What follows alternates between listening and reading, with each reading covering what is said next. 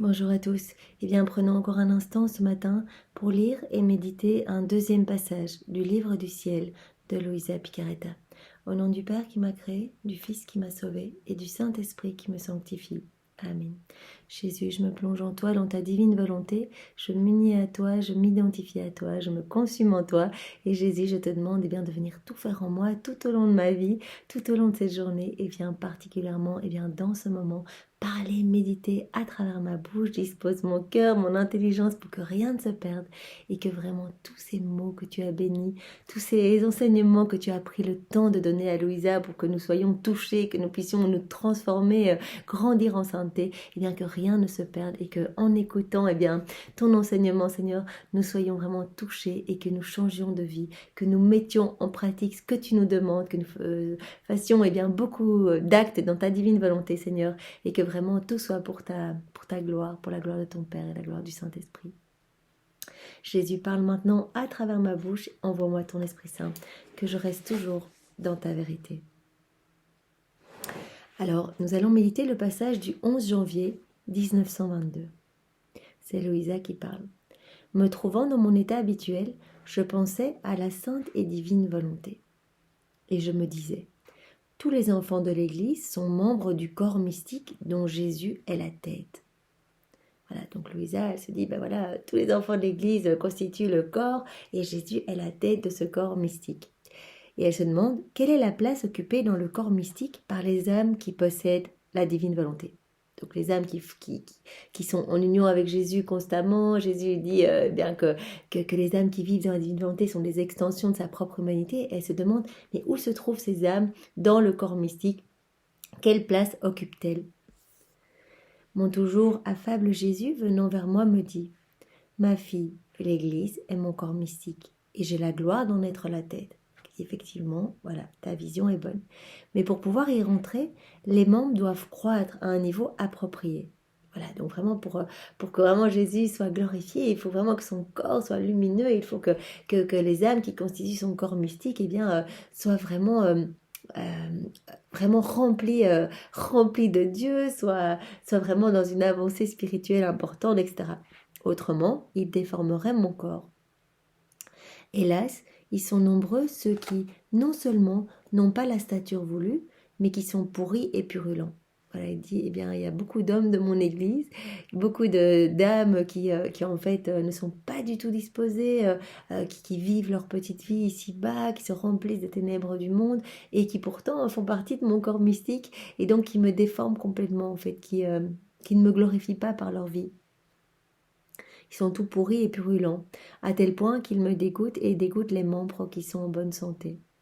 Les âmes qui vivront dans ma volonté seront pour le corps de mon Église comme la peau. Il dit, voilà, dans ce corps mystique dont voilà, moi je suis la tête, les âmes qui vivent dans ma volonté seront comme la peau de ce corps mystique. Le corps possède une peau interne et une peau externe. Dans la peau, il y a le sang qui circule et qui donne la vie au corps entier. Et en vertu de cette circulation, les membres du corps arrivent à leur dimension normale. Si ce n'était pas de la peau et de la circulation du sang, le corps humain serait horrible à voir et ses membres ne croîtraient pas jusqu'à leur stature normale. Donc c'est vraiment la peau interne et externe qui joue vraiment ce rôle d'amener le sang partout, vraiment qui s'occupe de la circulation de tous les membres du corps, etc. Et donc sans la peau, le corps serait vraiment juste affreux à regarder, serait horrible à voir, comme dit Jésus, et les membres ne croîtraient pas jusqu'à la stature normale. Donc vraiment, les âmes qui vivent dans la volonté ont ce rôle important, et Jésus prend vraiment cette métaphore pour montrer à quel point les âmes peuvent rééquilibrer, peuvent vraiment restaurer l'harmonie entre le ciel et la terre, peuvent rendre gloire au nom de tous, demander pardon au nom de tous, aimer la Trinité au nom de tous, adorer, louer, bénir au nom de tous, mais de la manière la plus parfaite, puisque vraiment en union avec Jésus, c'est Jésus qui fait. Tu vois donc comment les âmes qui vivent dans ma volonté sont nécessaires pour moi. Et que vraiment, le Seigneur a besoin d'âmes qui s'abandonnent entre ses mains et qui viennent vraiment rétablir vraiment ce flux et reflux d'amour entre la Trinité et les hommes. les ayant destinées à être comme la peau du corps de mon Église et à pourvoir à la circulation de la vie pour tous les membres, elles seront celles qui assureront la croissance voulue aux membres qui n'auront pas progressé et elles guériront ceux qui seront blessés. Donc vraiment, les âmes qui vivent dans la divine volonté vont permettre par leur acte fait en union avec Jésus, eh bien d'obtenir des pluies de grâce, de bénédiction pour que les cœurs s'ouvrent, se sanctifient, s'ennoblissent, reviennent à Jésus, vraiment soient à l'écoute de bonnes inspirations vraiment divines, que d'autres eh bien, soient sauvés de la perdition, que d'autres âmes eh bien, soient purifiées, etc. Donc, il dit voilà, ce sont par ces actes faits en union avec moi il va irradier toute cette lumière vraiment de ma présence, puisque tous les actes faits en union avec Jésus eh bien, portent l'empreinte divine, sont divins, éternels, et donc vont toucher toutes les âmes passées, présentes et futures, et donc vont restaurer toutes les âmes eh bien, de l'Église, des membres de l'Église. Donc ces âmes qui vivent dans la divine volonté assureront donc la croissance voulue aux membres qui n'auront pas progressé. Il y a vraiment des âmes qui ne progressent pas, qui ne veulent pas de Jésus, qui se ferment, qui vraiment tournent le dos à Jésus, qui ne croient pas en sa présence réelle dans l'Eucharistie. Eh bien, par des actes faits en union avec Jésus par certaines âmes, voilà, dans la divine volonté, eh bien, cette lumière qui va émaner de ces actes, cette puissance divine qui va émaner de tous ces actes que Jésus va venir faire en nous, à travers nos regards, nos paroles, voilà, ces moments que nous prenons maintenant, eh bien, il y a plein d'âmes qui sont sauvées parce que Jésus agit, et vraiment tout ce que nous faisons en union avec Jésus, eh bien, va porter les fruits des actions de Jésus lui-même. On remet en mouvement eh bien, tout ce que Jésus a fait lors de son passage sur la terre, tout est magnifique remis en mouvement, et tous les fruits de Jésus, de ses actions, sont distribués à travers nos actions à nous. Donc c'est absolument magnifique, et donc vraiment ces âmes sont restaurées, et celles qui n'ont pas progressé spirituellement, eh bien, sont remises en mouvement, et vraiment il y a des transformations importantes qui s'opèrent dans les cœurs. Donc d'autres vont guérir, donc voilà, celles qui sont blessées de choses vont guérir, etc. Donc le Seigneur va vraiment octroyer beaucoup de bénédictions et beaucoup de cadeaux. En vivant continuellement dans ma volonté, elles vont restaurer la fraîcheur, la beauté et la splendeur de tout le corps mystique. Vraiment, c'est par cette vie dans la divine volonté que vraiment ce corps mystique de l'Église va pouvoir être vraiment magnifique, va resplendir, irradier de la lumière même de Dieu, la rendant semblable à ma tête, qui se tiendra avec grande majesté au-dessus de tous les membres. Donc vraiment, Jésus va retrouver cette gloire que les hommes ne lui ont jamais donnée, va pouvoir recevoir l'amour que les hommes ne lui donnent pas. C'est cela, faire des actes de réparation. Quand on agit avec Jésus, eh bien, on répare, on offre eh bien, les actes d'adoration, de louange, de bénédiction, d'action de gloire, etc., au nom de tous. Donc cela est fait de la manière la plus parfaite, puisque c'est fait par Jésus. Et donc vraiment, même un tout petit acte peut porter vraiment, peut apporter de la joie dans le ciel, sur la terre, et avoir des répercussions incroyables au niveau spirituel. Donc vraiment, Jésus dit, ces âmes qui vont s'abandonner entre mes mains, eh bien, vont vraiment rafraîchir tout mon corps mystique, vont lui redonner sa splendeur, sa beauté, et vont rendre ce corps, eh bien, aussi lumineux, aussi beau, aussi divin que ce que je suis moi, que ma tête. Donc vraiment, c'est magnifique. La fin du monde ne peut venir à moins que je dispose de ces âmes qui vivent comme perdues dans ma volonté. Vraiment, Jésus a besoin de ces âmes. C'est pour cela que vraiment il a attendu tous ces siècles. C'était déjà prévu quand Jésus est venu lors de son passage sur la terre. C'est la prière qu'il a enseignée, la prière du Notre Père, que ta divine volonté soit faite sur la terre comme au ciel. Comment ça se passe au ciel? Eh bien, toutes les âmes des bienheureux sont vraiment dans la divine volonté. Ils sont tous unis à Jésus, vraiment dans sa gloire, dans sa lumière, etc. Et toutes les âmes aiment, louent, bénissent vraiment dans la divine volonté. Et donc vraiment, nous devons arriver à ce stade-là, ce à quoi nous avions été appelés au sortir des mains du Créateur. Donc vraiment, le Seigneur nous appelle à cette vie dans la divine volonté. Il l'a dit, il suffira de quelques âmes, voilà, quelques maillons à la chaîne, donc à la suite de Louisa, pour que vraiment eh bien, la justice divine soit apaisée, que la Trinité eh bien, puisse voir vraiment les hommes à nouveau comme ses enfants, puisque vraiment on s'est tout à fait détourné de la divine volonté, on a fait nos volontés propres, et de par nos actions faites complètement imbibées en nous-mêmes, eh bien, on a créé vraiment cette noirceur, ces ténèbres sur la terre, cette puanteur aussi. Et donc la Trinité ne peut nous regarder qu'à travers la lumière qui émane des actes faits dans la divine volonté. Donc vraiment, le Seigneur nous dit, voilà, je dois disposer, c'est nécessaire pour moi, j'ai besoin de ces âmes qui vivent dans la divine volonté, parce qu'à ce moment-là, je peux vraiment prolonger ma vie en ces âmes et distribuer tous les fruits de ma rédemption. je vais m'occuper d'elle plus que de toutes les autres. Puisque vraiment, les âmes qui vivent dans la divine volonté vont restaurer cet équilibre perdu, voilà, que les hommes ont choisi de rompre, eh bien, le Seigneur va donner plus à ces âmes. Il va donner les grâces qu'il voulait donner à 10, 100, 1000, 10 000, à un pays entier. Il va donner toutes ces grâces qui ne sont pas voulues, qui sont rejetées, tous ces hommes qui ferment leur cœur, qui ne veulent pas de Jésus, qui préfèrent eh bien, les petites choses d'ici-bas. Et là, le Seigneur va dire, puisque je souffre de ne pas pouvoir donner tout mon amour, alors qu'initialement prévu, je pouvais déverser dans le cœur voilà, d'Adam, il recevait à ras-bord toute ma divinité et tout ce qui débordait, il me le rendait. En fait, ça nous rendait gloire à la Trinité. Et donc, comme il ne peut pas déverser, il va déverser tout cela, toutes ces grâces, toutes ces merveilles, toutes ces bénédictions dans les cœurs qui souffrent, les cœurs qui s'abandonnent. Voilà, Jésus, je vais vivre dans ta divine volonté. On dit cela, directement notre cœur s'ouvre et on ressort. On reçoit, il vient nous purifier, il nous donne tout, et il dit même, je vais gommer vos imperfections, je vais vraiment retirer de votre cœur tout ce qu'il y a de profondément humain. Donc c'est vraiment magnifique, et désirons ardemment bien, plaire à Jésus, vivre vraiment en union avec lui constamment. Donc Jésus a besoin de nous et il nous donnera toutes les grâces nécessaires pour que nous puissions rester vraiment unis à lui continuellement, pour que toutes nos actions puissent vraiment éclipser les ténèbres autour de nous et ramener tous nos frères et sœurs à Jésus.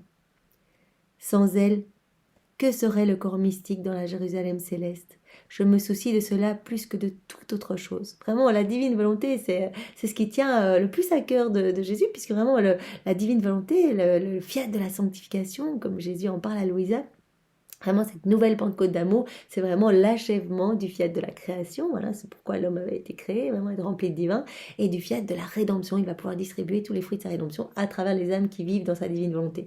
Donc, c'est terriblement important, c'est vraiment l'aboutissement vraiment de la création, de la rédemption.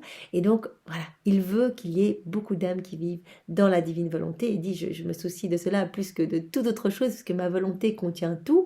Et donc, vraiment, j'ai besoin de toutes ces réparations, et vraiment, je veux que vous deveniez les sentinelles de mon cœur, que à chaque fois que vous voyez des choses laides, des choses qui me déplaisent, qui me déshonorent, qui ne glorifient pas la Trinité, que vous replongez tout dans mon acte unique et éternel, et moi je viendrai refaire chacun de ces actes, et tout va pouvoir être offert comme action de louange, de bénédiction, de gloire au pied de la Trinité.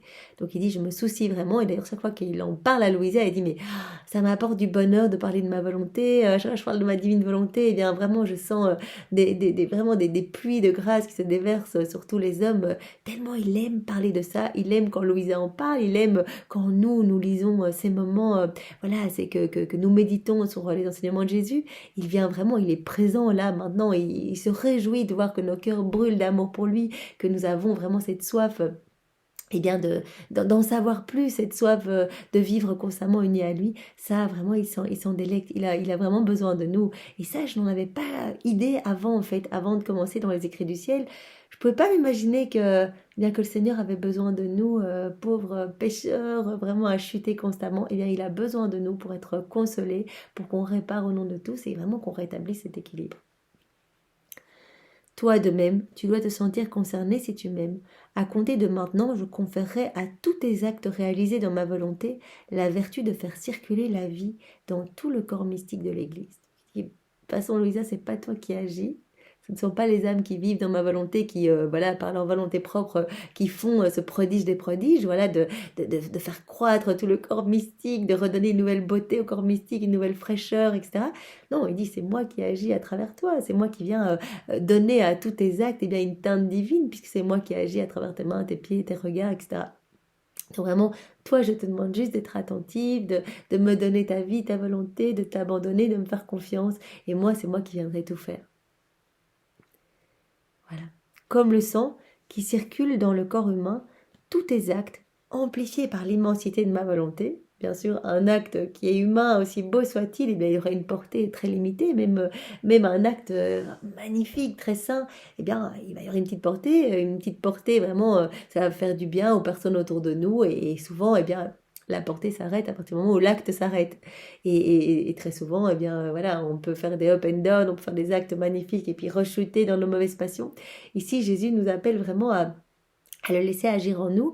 Et lui, eh bien, puisqu'il est la constance, il est la paix, il est l'amour, il est la joie, il est la lumière, il va vraiment nous transformer à son image. On va devenir comme des autres Jésus. Et il dit, eh bien, voilà, ton acte va avoir une portée éternelle, va avoir une portée, ton acte va courir partout, comme on l'a vu dans un passage bien précédemment il y a quelques jours. Voilà, si tu restes fixé en moi, que tu me fais confiance, eh bien moi je peux agir en toi et tous tes actes, eux, vont courir dans tous les sens, vont aller dans le passé, dans le futur, voilà, dans le ciel, etc.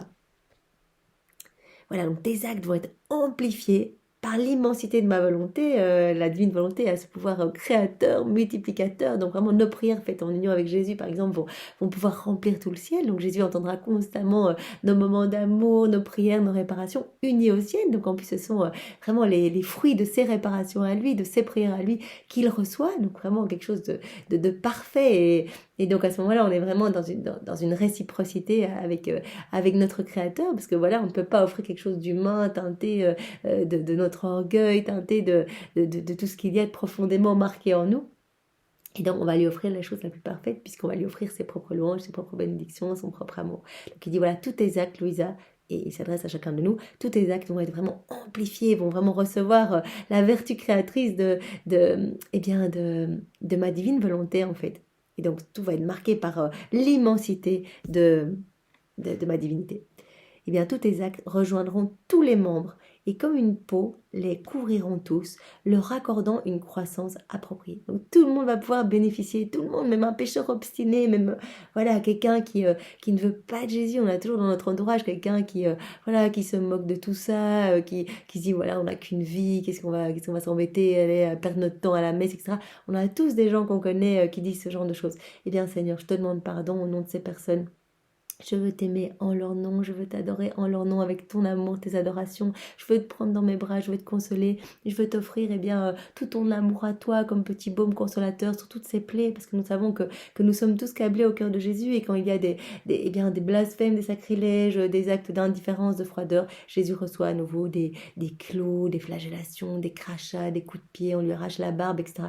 Donc toutes ces méchantes choses, ou même des actes vraiment qui sont juste purement humains, qui sont déconnectés de Dieu, eh bien tout cela offense Jésus et nous sommes appelés à réparer, nous sommes appelés à aimer Jésus au nom de ces personnes. Donc vraiment dès que nous en avons conscience, et le Seigneur va venir nous donner cette grâce, vraiment déguiser notre conscience pour vraiment nous rendre compte de tout ce qui l'offense, et on verra de plus en plus voilà quelque chose, voilà les lois contre la vie, etc. Tout cela, tout ce qui nous touche nous alors qu'on est rempli voilà de péché, eh bien a fortiori brûle et affecte le cœur de Jésus. Donc voilà, il nous demande vraiment d'être attentifs, de nous offrir à lui pour qu'il puisse vraiment nous travailler, pour que nous devenions vraiment de bons instruments entre ses mains. Et vraiment, il nous demande d'être attentifs et fidèles. Voilà, il dit, sois fidèle, parce que tu as un rôle vraiment important, tu vas t'occuper de toute la croissance spirituelle de tous mes enfants, en fait, et de tout mon corps mystique. Pas nous, bien sûr, hein, on est bien d'accord que nous, on fait rien du tout, donc c'est vraiment Jésus en nous. En fait, on lui laisse juste un accès pour qu'il puisse agir à partir de notre corps et que notre corps, eh bien, soit une extension de son humanité à lui. Plus tard, complètement abandonné dans la volonté de Jésus, je priais. Presque sans réfléchir, je lui dis, mon amour, uni à tout ce que tu es, je place tout dans ta volonté. Voilà comment Louisa elle fait, elle s'unit à Jésus, elle se plonge en Jésus, elle s'identifie à Jésus et elle dit, je m'unis à tout ce que tu es. Voilà, tout ce que tu es, je m'unis à toi. Et je veux tout placer dans ta volonté. Je veux placer mes souffrances dans ta volonté. Voilà, on a tous des petites souffrances au quotidien, et même les souffrances depuis notre conception jusqu'à aujourd'hui, on peut les reprendre dans la divine volonté, il n'y a pas de limite de temps. On peut tout prendre et on peut tout plonger dans la volonté de Jésus, dans sa divine volonté. Elle dit ici, je plonge mes souffrances, comme ça mes souffrances vont porter les fruits de tes souffrances. Vous imaginez Jésus qui a souffert pendant 34 ans dans sa divinité, dans son humanité, enfin tout ce qu'il a souffert pour refaire nos vies, pour tout reconnecter au ciel, à la Trinité, etc. Des souffrances inimaginables. Jésus, il vivait des petites morts continuelles, vraiment, et il a dit, mais ce que j'ai vécu les 24 dernières heures de ma vie, donc cette passion atroce que nous connaissons de par les évangiles, cela n'a été qu'une ombre par rapport à ce que j'ai souffert. Donc quand on unit nos petites souffrances à celles de Jésus, voilà, je me cogne ici, j'unis cette souffrance à tes souffrances, Jésus, et bien ma souffrance, ma toute petite souffrance greffée au gros paquet de souffrance de Jésus, eh bien ma petite souffrance va porter les fruits des souffrances de Jésus. Et donc à nouveau, eh bien tous ces cadeaux, tout ce que Jésus a réparé, tout cela va pouvoir être à nouveau remis en mouvement, redistribué dans tous les cœurs, en premier, comme Jésus nous l'a dit hier, dans notre âme, mais après dans tous les cœurs, partout. Et c'est comme cela que les âmes vont pouvoir revenir à leur place, leur juste place d'enfant de Dieu. Vraiment, il va y avoir eh bien, ces conversions, ces sanctifications d'âme, etc. Et vraiment, et un corps mystique complètement embelli. Donc voilà, elle dit, je me plonge en toi, Jésus, je plonge mes petites souffrances dans ta divine volonté, je m'unis à tout ce que tu es, je plonge mes prières pour que mes prières eh bien, soient unies à tes prières à toi lors de son passage sur la terre, et que vraiment mes prières portent les fruits de tes prières. J'unis les battements de mon cœur à ton cœur, parce qu'on sait que le cœur de Jésus, eh bien, quand il bat, ce sont des je t'aime qui se répartissent partout, dans tous les cœurs, dans chacun des atomes, partout. Donc vraiment, quand on unit notre cœur à celui de Jésus et qu'on laisse le cœur de Jésus battre en nous, quand on dit Jésus, je m'unis à toi, viens faire battre mon cœur avec ton cœur, etc., ben, c'est magnifique ce qui se passe. Il y a à nouveau des flots et des flots et des flots de grâce, même si les âmes sont fermées, eh bien peut-être que à force, elles vont s'ouvrir peut-être, si ces âmes. Et donc elle dit, et je nie tout ce que je suis et tout ce que je peux accomplir afin d'accorder la croissance voulue aux membres du corps mystique. Donc elle dit, j'offre tout au bénéfice du corps mystique de l'Église. Voilà, je veux vraiment que tous les fruits puissent vraiment embellir le corps mystique. M'entendant, Jésus m'a apparu de nouveau et souriant de plaisir. Souriant de plaisir, mais c'est trop mignon, Jésus qui est tellement heureux, alors que voilà, nous on est là, on a l'impression qu'on peut rien faire, que notre vie, peut-être qu'on est chez nous, que on a l'impression que notre vie, voilà, on balaye, on fait des trucs, on travaille, que notre vie est un petit peu monotone. Mais Jésus nous dit, mais vous avez une mission tellement importante, vous êtes vraiment les plus grands missionnaires de tous les temps, vous pouvez toucher tout, vous pouvez embellir le corps mystique vraiment de l'Église. Et Jésus sourit vraiment quand Louisa fait ça. Ça lui a pris quoi, Louisa? Quelques minutes, elle s'unit à Jésus de tout son cœur. C'est vraiment l'intention qui compte. Si on le dit comme un robot, même si on le dit comme un robot, Jésus nous l'a dit hier, qu'il viendra pallier. Mais il regarde quand même l'intention. Il faut qu'on l'aime et il faut qu'on voit qu'il voit que vraiment on est, on aime Jésus, quoi. Et donc vraiment, il est tellement heureux, en fait. Il est tellement heureux. Donc voilà, il apparaît à Louisa tout souriant et il dit, comme il est beau de voir mes vérités dans ton cœur, comme dans une fontaine de vie, qui immédiatement connaissent le développement et l'effet pour lesquels elles ont été communiquées. C'est incroyable, Louisa, ça me fait tellement plaisir. Là, je t'ai dit, voilà ce qui me ferait plaisir. Je t'ai dit que voilà, ces âmes dans la divine volonté sont tellement importantes pour moi, que vraiment, je les vois à travers les siècles et elles viennent vraiment rafraîchir mon corps mystique, etc. Et il dit, mais comme c'est beau de voir que mes vérités, voilà, je te les donne et tu les mets directement en pratique. Tu viens directement te fondre en moi et vraiment tout m'offrir, ton moment là maintenant. Tu m'offres tout vraiment pour ennoblir mon corps mystique. Donc vraiment, il a besoin qu'on mette en pratique. En fait, il nous le dit ici. Il a besoin que ces connaissances ne tombent pas comme ça. On les écoute comme on écouterait voilà un roman lu. Non, il nous dit quelque chose. Il y a des vérités divines qui nous sont données et qui viennent vraiment illuminer notre cœur. Je ne sais pas si vous sentez, mais ça brûle. On sent vraiment que c'est Jésus qui nous parle. Et il veut qu'on mette en pratique, il veut qu'on fasse des actes dans la divine volonté, il veut que tous les jours, eh bien, on unisse nos souffrances, nos réparations, nos prières. En fait, c'est vraiment cette union qui est importante. Et c'est ça la vie dans la divine volonté, s'unir à Jésus en tout. Toutes nos actions du quotidien, des petites actions, voilà, je me mouche dans ta divine volonté, n'importe quoi, même nettoyer ses toilettes dans la divine volonté, n'importe quoi. On invite Jésus pour que ça devienne un moment qui vienne sauver des âmes et qui apporte de la gloire à la Trinité. Voilà. Comme il est beau de voir mes vérités dans ton cœur, comme dans une fontaine de vie qui immédiatement connaissent le développement et l'effet pour lequel elles ont été communiquées. Jésus nous communique ça pour qu'on mette en pratique, pour qu'on devienne ses âmes dans la divine volonté, pour qu'il puisse déverser ses grâces en nous, qu'il puisse venir vivre en nous, gommer nos misères et travailler à partir de notre humanité. Il le fait pas pour rien, il le fait pas pour qu'on lise ça juste comme ça. Et donc il dit, mais moi j'aime tellement quand tu mets directement en pratique, Louisa, j'ai l'impression que ton cœur est comme une fontaine qui directement, met met en mouvement tout ce que je viens de te dire. voilà, à ce moment-là, je vois vraiment que mes vérités connaissent le développement et l'effet pour lequel elles ont été communiquées. Continue d'y correspondre et je serai honoré. Donc Jésus est honoré, il est glorifié quand vraiment on prend à cœur ce qu'il nous dit. Vraiment, on écoute, on prend du temps. Vous voyez ici, pour une demi-page, on prend 25 minutes pour vraiment se plonger, comprendre, laisser descendre l'information, la digérer. Vraiment, Jésus parlait même du terme mastiquer, vraiment je crois qu'on avait lu ça ensemble, je crois que c'était dans le tome 11. Il dit, voilà, chacun de mes mots vraiment à quelque chose qui peut te transformer. J'ai béni tous mes mots. Donc mastique toutes mes vérités, vraiment digère-les, prends le temps, ne lis pas ça comme de manière rapide. Et je me sens honorée quand je vois que tu as vraiment digéré mon enseignement et que tu le mets en pratique. Dès que je vois qu'une vérité s'est développée, j'en fais monter une autre. Voilà, dès qu'on a acquis une vérité, dès qu'on a compris quelque chose, qu'on a mis en pratique, il nous donne directement autre chose. C'est sans limite sa divine volonté. Tout est merveille, tout est bonheur, tout est joie. Et donc il veut nous combler, il veut nous remplir à bord de lui. Donc à chaque fois que vraiment qu'on a reçu une vérité, qu'on l'a accueillie dans notre cœur, directement il nous en donne une autre. Donc ça c'est vraiment magnifique. Et même si on va essayer de lire une demi-heure, 1 heure par jour les écrits du ciel, écouter un enseignement, etc. Jésus disait à Louisa, et je lisais ça, je crois que c'était dans le tome 22 ou 23, bien que même la nature est une leçon sur sa divine volonté. Tout nous parle de l'amour de Dieu, tout est vraiment régi par le souffle divin de Dieu. Donc vraiment, même, voilà, en dehors de la lecture des écrits du ciel, qui est vraiment important, parce qu'on ne peut pas désirer ce qu'on ne connaît pas, donc vraiment, il faut qu'on se plonge dedans, et vraiment qu'on se laisse travailler, qu'on se laisse façonner, parce que Jésus ne fait pas que nous enseigner. Il nous donne, il nous parle de quelque chose, il nous le donne. Louisa a peur vraiment de quitter la divine volonté. Il va nous donner à nous tous la sainte crainte. Voilà, si on le demande, il va venir nous façonner en même temps que Louisa. Il va venir déverser dans nos cœurs sa paix, sa joie profonde, son bonheur, comme il en parlait dans le passage précédent. Ici, il va faire de nous des instruments vraiment pour travailler vraiment à l'embellissement de son cœur mystique. Il nous donne ce dont il nous parle. Donc c'est vraiment magnifique. Mais en parallèle, émerveillons-nous de la beauté autour de nous. Tout est leçon de la divine volonté. Tout, on voit les arbres bouger, c'est le souffle de Dieu.